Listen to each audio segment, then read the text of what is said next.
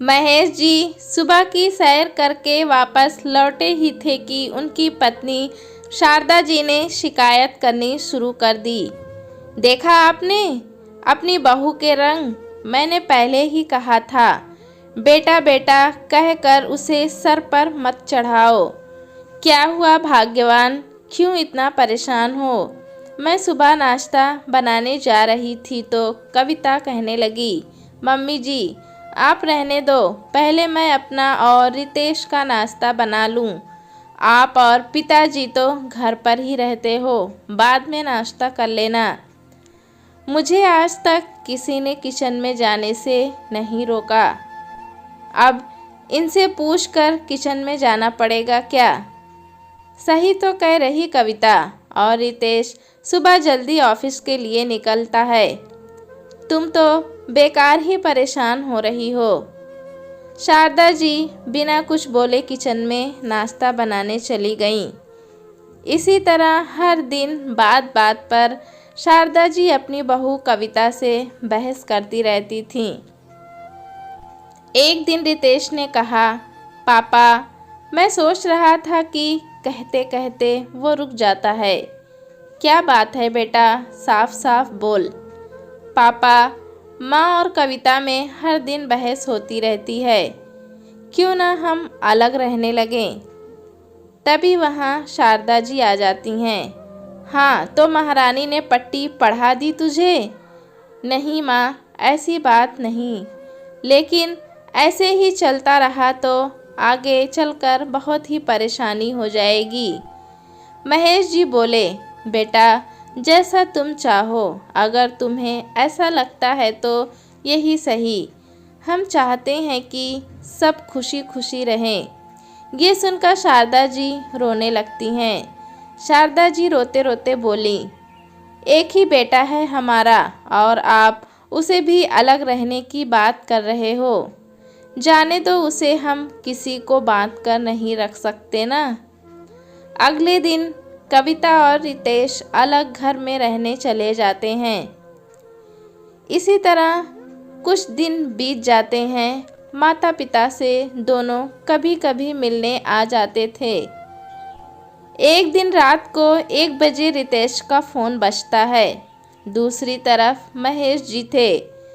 महेश जी उसे बताते हैं कि उसकी माँ को सीने में दर्द हो रहा है, वे उसे हॉस्पिटल ले जा रहे हैं।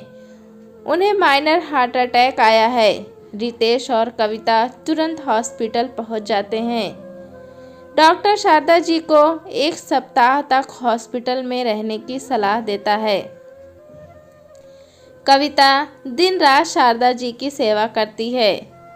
वो अपनी नौकरी की चिंता करे बगैर दिन रात हॉस्पिटल में रहती है उनके साथ।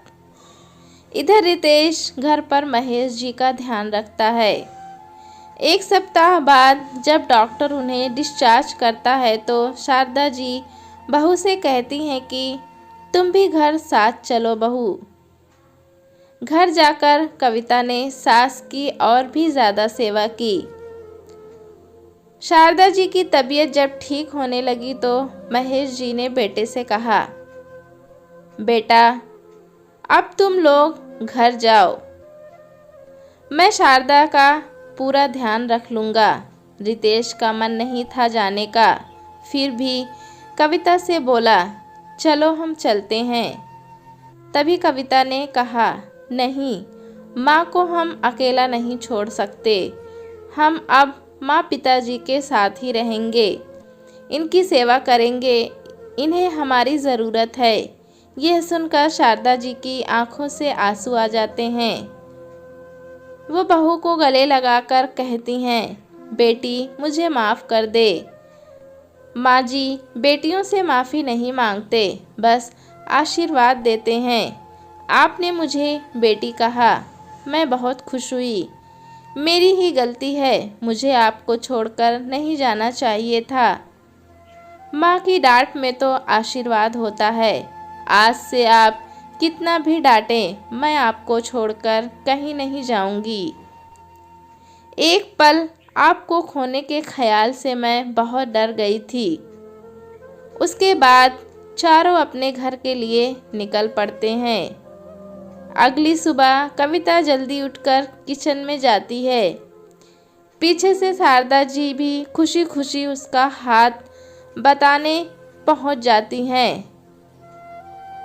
दोनों सास बहू जल्दी काम खत्म कर साथ में सब नाश्ता करते हैं। रितेश और कविता ऑफिस चले जाते हैं। तब शारदा जी महेश जी से कहती हैं, हम बहुत किस्मत वाले हैं जो हमें ऐसे बच्चे मिले हैं। भगवान का लाख लाख शुक्र है, हमारा परिवार टूटते टूटते बच गया। बहू के घर वापस आने से शारदा जी बहुत ही खुश थीं। अब बहू बेटी बन गई थी, इसीलिए शारदा जी और कविता में कभी लड़ाई नहीं हुई। दोस्तों, कहानी कैसी लगी हमें कमेंट में ज़रूर बताएं। चैनल पे नए हैं तो एक लाइक और सब्सक्राइब करना ना भूलें।